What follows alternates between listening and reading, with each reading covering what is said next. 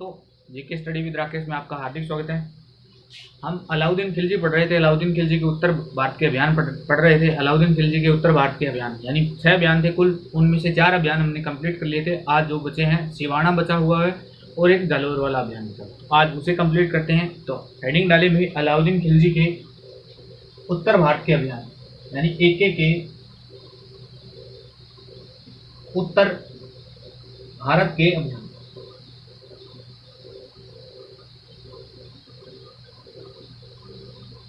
तो आज 2 ही अभियान बचे हुए हैं। पहला अभियान है जो चलेगा सिवाना पर और दूसरा बचेगा जालोर। तो एक प्रश्न तो सीधा सीधा जालोर से पूछ लिया जाता है, यानी सीधा प्रश्न आ जाता है कि अलाउद्दीन खिलजी का यानी AK का उत्तर भारत का अंतिम विजय अभियान है। उत्तर भारत का अंतिम विजय अभियान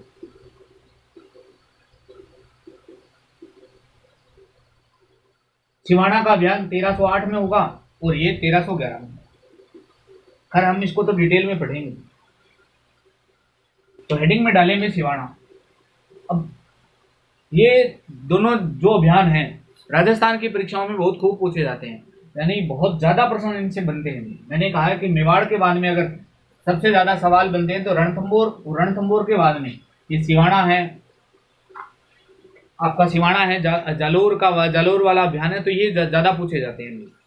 तो हेडिंग डालें सिवाना का अभियान। सिवाना का अभियान। अब पहली बात तो ये सिवाना कहाँ पड़ता है? तो सिवाना पड़ता है राजस्थान के बाड़मेर जिले में पड़ता है। बाड़मेर राजस्थान में पड़ता है।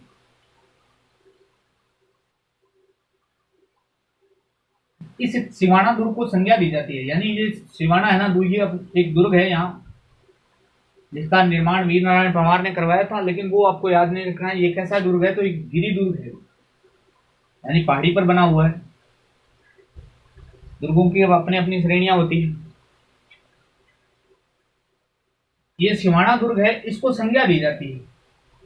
इसको क्या संज्ञा दी जाती है? तो इसे कहते हैं मारवाड़ राजाओं की शरण स्थली। मारवाड़ राजाओं की शरण स्थली। आगे हम मिडिवल हिस्ट्री में जब शेरशाह सूरी पढ़ेंगे तो शेरशाह सूरी और मालदेव के बीच में लड़ाई होगी। शेरशाह सूरी और मालदेव के बीच में लड़ाई होगी, जिसे युद्ध बोलते हैं गिरी सुमेल का युद्ध। गिरी सुमेल का युद्ध जो राजस्थान के पाली जिले में हुआ 1544 ईस्वी। गिरी सुमेल दुर्ग में जब मालदेव हार जाता है तो मालदेव ने हारकर यानी छिपकर किस दुर्ग में शरण ली थी? तो यहीं ली थी। तो ये बहुत प्रश्न पूछा जाता है इससे। तो ये 3 बातें तो आप याद रखेंगे, यानी ये थोड़े हटके है। सिवाना है, सिवाना किस जिले में पड़ता है? तो बाड़मेर में पड़ता है, राजस्थान में पड़ता है। ये एक सिवाना एक दुर्ग है जो गिरी दुर्ग की श्रेणी में आता है। सिवाना को संज्ञा दी जाती है, यानी स्वयं सिवाना की विशेषता है। तो मारवाड़ राजाओं की शरण स्थली कहते हैं। इसी से संबंध रहेगा आगे चलकर मालदेव का, लेकिन वो गिरी सुमेल के युद्ध में पढ़ेंगे। अब बात करते हैं कि सिवाना का शासक कौन था, तत्कालीन शासक कौन? यहाँ का तत्कालीन शासक था शीतल देव।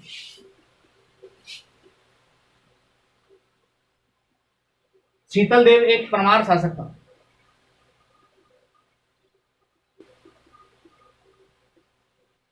और इसकी पत्नी का नाम क्या था? इसकी पत्नी का नाम था भी रानी मैना देवी।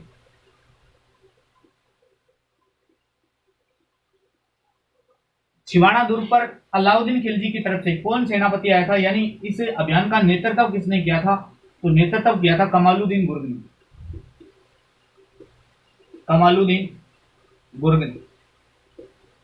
अब ये सिवाना का अभियान हुआ कब था? तो ये मैं पहले बता चुका हूं कब हुआ है। 1308 ईस्वी को हुआ था। शीतल देव यानी इस दुर्ग में भी राजस्थान के जितने भी दुर्ग थे, अलाउद्दीन खिलजी ने जहां जहां अटैक किए वहां लगभग कूटनीतिक प्रयास से जीते जाएंगे। अब कूटनीतिक प्रयास क्या था? यानी सिवाना दुर्ग की, ये मान लीजिए मुख्य दुर्ग है, इस दुर्ग की घेराबंदी हो जाती है।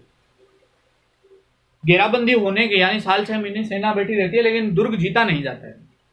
अब जीता नहीं जाता है तो कमालुद्दीन क्या करता है? कूटनीतिक प्रयास करता है और सिवाना के शासक शीतल देव का एक गद्दार सेनापति था, उसका नाम था बावला। यानी यूं लिख सकते हैं कि शीतल देव का गद्दार सेनापति, शीतल देव का गद्दार सेनापति, इसका नाम क्या था? इसका नाम था बावला। इसको कमालुद्दीन गुर्ग ने लालच दे दिया, लालच दिया कि आप अगर हमारी इस विजय अभियान में मदद करते हैं, यानी सिवाना अभियान में आप मदद करते हैं और हम विजयी रहते हैं, तो आपको यहाँ का शासक घोषित कर दिया जाएगा। अब ये मदद करता है, और मदद क्या कर दिया कि यहाँ पर एक तालाब है, यानी किसी दुर्ग के अंदर की बात है, यहाँ मामाकुंड नामक एक तालाब है, जलाशय है मामाकुंड। मामाकुंड जलाशय में क्या करता है कि गोरक्त मिला देता है। अब आप सभी जानते हैं कि शीतल देव परमार शासक है जो कि हिंदू था। अब हिंदू गोमांस को अवैध मानते हैं, यानी गो रक्त मिल जाने की वजह से यहाँ पानी की कमी हो गई थी, इसलिए शीतल देव के पास में कोई ऑप्शन नहीं बचता है। इसने फिर किले के दरवाजे खोले, और जब दरवाजे खोले तो कमालुद्दीन से गुर्ग की सेना से इसका लड़ाई होती है, और इस लड़ाई में शीतल देव हार जाता है, यानी परास्त हो जाता है और मृत्यु हो जाती है। परास्त हुआ और ये हुई मृत्यु, यानी वीरगति को प्राप्त हो जाता है। तो पुरुषों ने क्या कर लिया, यानी शीतल देव ने क्या किया, केसरिया, और रानी मेनादे के नेतृत्व में यहाँ जोर होता है। ये पूरा सिवाना दुर्ग का अभियान था। यानी सिवाना का अभियान कब हुआ था? तो 1308 ईस्वी में हुआ। 1308 ईस्वी में यहाँ का शासक कौन था? तो यहाँ का तत्कालीन शासक था जिसका नाम था शीतल देव। और शीतल देव किस वंश से संबंधित है? तो परमार। इसकी पत्नी का नाम क्या था? तो रानी मेनादे। यहाँ अलाउद्दीन खिलजी के किस सेनापति ने नेतृत्व किया था? तो यहाँ अलाउद्दीन खिलजी के सेनापति का नाम था कमालुद्दीन गुर्ग। कमालुद्दीन गुर्ग ने नेतृत्व किया था। कमालुद्दीन, यानी यहाँ भी एक गिरिदुर्ग है। गिरिदुर्ग, जो भी गिरिदुर्ग होते हैं उनको जीतना बहुत कठिन हो जाता था, क्योंकि आप सभी जानते हैं, आपने देखा होगा अभी हाल फिलहाल में आजाद भारत की एक लड़ाई हुई थी 27 जुलाई को, जो दिवस 26 जुलाई को जो दिवस भी मनाते हैं, कारगिल विजय दिवस। यानी कारगिल पर क्या हुआ कि पाकिस्तानियों ने कब्जा कर लिया कारगिल की पहाड़ी, जो भी पीओके क्षेत्र में, और ऊपर जाकर बैठ गई थी सेना। अब ऊपर से वो क्या पत्थर बरसा रहे थे, इसलिए पहाड़ी पर चढ़कर उनका सामना करना बहुत कठिन हुआ। हालांकि भारत ने विजय हासिल की थी, लेकिन वो कूटनीतिक प्रयास नहीं था। लेकिन यहाँ कूटनीतिक प्रयास था। यहाँ वर्तमान में तो एरोप्लेन वगैरह सब कुछ है भी, लेकिन इस समय तो ऐसा कुछ नहीं था। यहाँ तो तलवार से लड़ाइयाँ होती थी। तो कमालुद्दीन गुर्ग किसी भी तरीके से जीत नहीं पा रहा था, तो इसलिए कूटनीतिक प्रयास करता है। और कूटनीतिक प्रयास करते इसने शीतल देव के गद्दार सेनापति का सहयोग लिया था। उस गद्दार सेनापति का नाम था क्या था? तो ये बावला नामक राजपूत था। इस राजपूत ने क्या किया कि मामाकुंड नामक जलाशय में गोरक्त मिला दिया जाता है। जैसे ही गोरक्त मिलाया जाता है तो सिवाना दुर्ग में कहते हैं जल की कमी हो गई थी। जल की कमी को देखते हुए यहाँ का शासक था, उसने निर्णय लिया था कि करो या मरो, यानी केसरिया धारण किया जाता है। या तो वीरगति को प्राप्त होंगे या जीत कर लौटेंगे। तो ये वीरगति को प्राप्त हो जाते हैं, यानी इस अभियान के दौरान इनकी मृत्यु हो जाती है। और रानी मेनादे के नेतृत्व में महिलाओं ने जोहर किया था। तो ये था भाई सिवाना दुर्ग का अभियान, सिवाना अभियान। और लास्ट हेडिंग डाले भी जालोर का अभियान।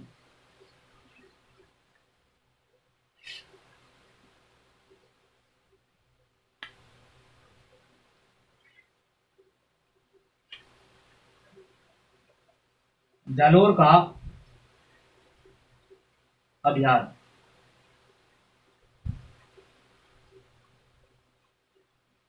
जालोर का अभियान, जालोर राजस्थान में पड़ता है। पहली बात तो यही है कि जालोर का अभियान कब हुआ था? तो 1311 ईस्वी में। दो तीन बातें तो यही है। इसकी क्या विशेषता है? तो अलाउद्दीन खिलजी का उत्तर भारत का अंतिम विजय अभियान, उत्तर भारत का अंतिम विजय अभियान। इसकी जानकारी छोटी है लेकिन कहानी है, मैं बता देता हूं, बस आप याद क्या करेंगे। यहाँ का शासक का नाम था काहनड़ देव। इसी को किताबें लिखती है कृष्ण थर्ड, यानी कृष्ण देव थर्ड लिख देती है इस किताब में।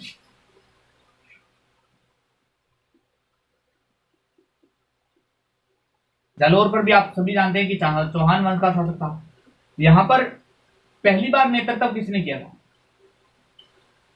अभी कहानी है, मैं बता देता हूं, कहानी से कोई एग्जाम में प्रश्न नहीं पूछा जाता।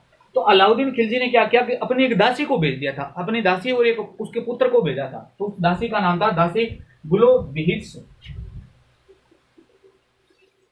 दासी गुलो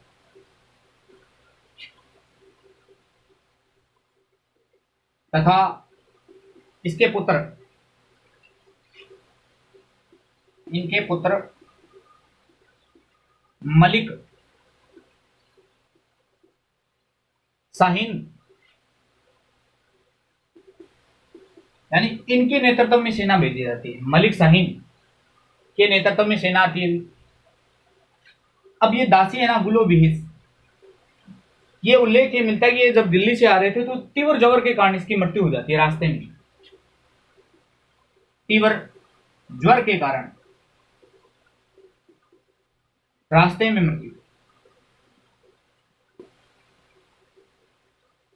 यानी ये दासी थी और ये सेना नायक बन के आती है, और सेना नायक बनकर आती तो है, लेकिन इसको रास्ते में बुखार हो जाता है। जैसे ही बुखार हुआ तो इसको ये मर जाती है, और ये मलिक शाहीन है ये हो जाता है परास्त। यानी पहली बार जो नेतृत्व किया गया था उसमें जो आए थे वो परास्त हो जाते हैं। फिर पुनः नेतृत्व किसको दिया जाता है बाद में, यानी बाद में फिर सेना नायक कौन आता है, तो बाद में वही आएगा कमालुद्दीन।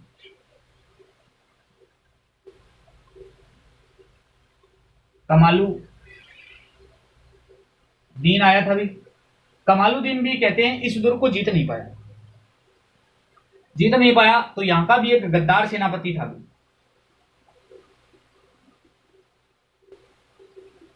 इस गद्दार सेनापति का नाम क्या था, तो इसका नाम था दहिया बीका।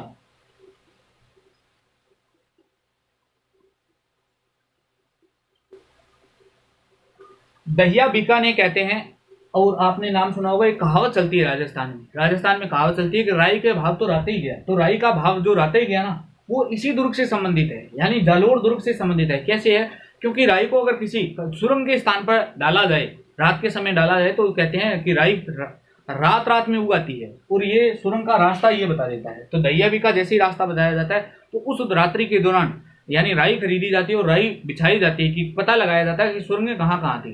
तो पता लगाया जाता है, जैसे ही पता लग जाता है तो कमालुद्दीन गुर की सेना अंदर घुस जाती है, और कानड़ देव कहते हैं लड़ते हुए वीरगति को प्राप्त हो जाता है। तो कमालुद्दीन के नेतृत्व में सेना आई, तो सेना आते ही कहते हैं कि कानड़ देव परास्त होता है। कानड़ देव परास्त हुआ। मालदेव को छोड़कर अन्य सभी की हत्या कर दी जाती है। मालदेव सोनगरा था, जो मालदेव को छोड़कर, क्योंकि मालदेव इसी का भाई है और इसने अधीनता स्वीकार कर ली, मालदेव को छोड़कर अन्य सभी की हत्या।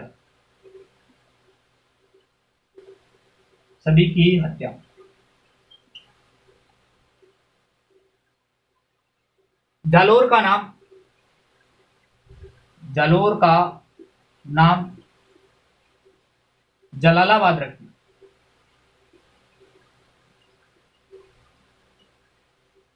ये तो थी इस दुर्ग की मुख्य बातें। यानी जालोर दुर्ग है, जालोर दुर्ग राजस्थान के जालोर जिले में पड़ता है। कब अभियान हुआ, तो 1311 ईस्वी में। अलाउद्दीन खिलजी का उत्तर भारत का अंतिम विजय अभियान था। यहाँ का शासक कौन था, तो कान्हड़ देव है। कान्हड़ देव को कृष्ण देव तरते भी कह देते हैं।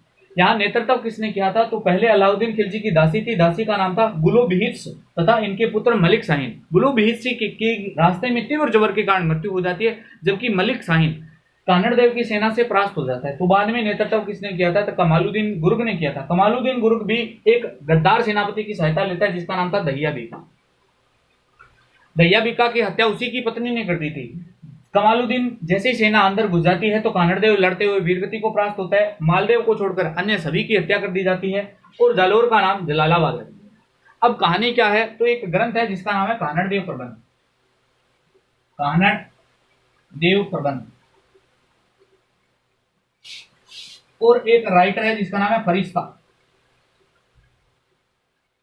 अलग अलग किताबें हैं, अलग अलग राइटर हैं, अलग अलग बताया जाता है। इस कहानी से कोई मतलब नहीं। कान्हड़ देव प्रबंध के अनुसार 1305 ईस्वी में, यानी जब गुजरात अभियान से सेना वापस आ रही थी, तो रास्ते में कहते हैं जालोर से होकर गुजरना पड़ता है। जालोर से रास्ता नहीं दिया गया था कान्हड़ देव के द्वारा, यानी सेना को गुजरने नहीं दिया। उल्लुक खां और नुसरत खां, यानी राजस्थान की बाउंड्री, ये मान लीजिए बाउंड्री, तो जालौर यहाँ पड़ता है, ये यहाँ से होकर आई थी सेना। तो कहते हैं अलाउद्दीन खिलजी ने अटैक किया था, तब कहते हैं कन्नड़ देव ने अधीनता स्वीकार कर ली थी और अधीनता स्वीकार करके इसे दिल्ली ले जाया गया था और इसी का बेटा इसके साथ में था जिसका नाम था वीर नारायण।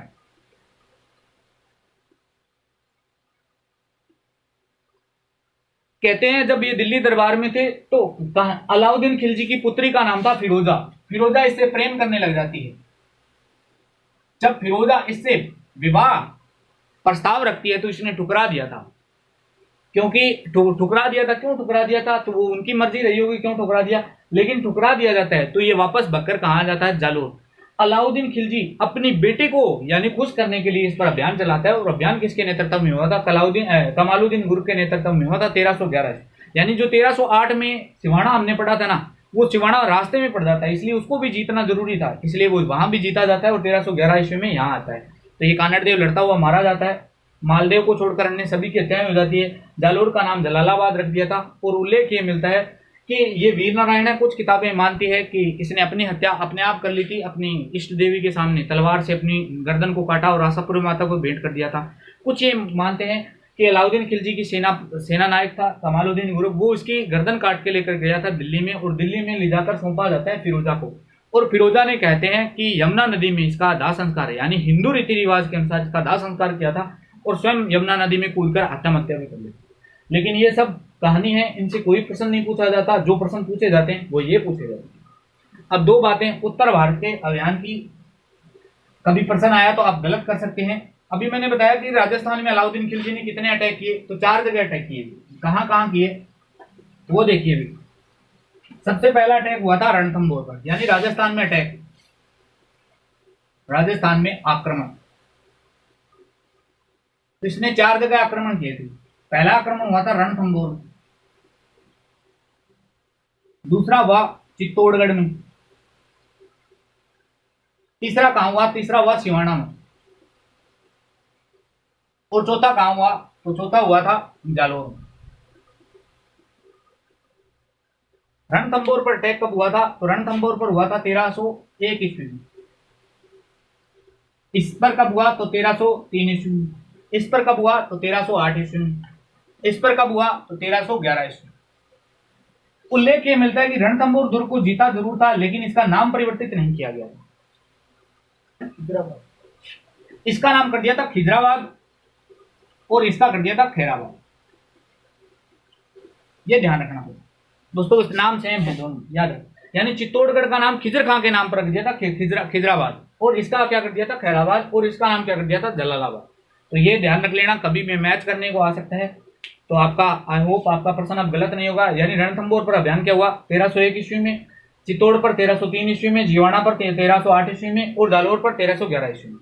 चित्तौड़ का नाम खिजराबाद कर दिया गया था, सिवाना का नाम खैराबाद और जालोर का क्या कर दिया जलालाबाद। तो ये उत्तर भारत के जितने भी विजय बयान थे कंप्लीट करवा दिए जाते हैं। नेक्स्ट हम वीडियो में देखेंगे दक्षिण भारत के विजय बयान। धन्यवाद दोस्तों, मिलते हैं नेक्स्ट वीडियो में।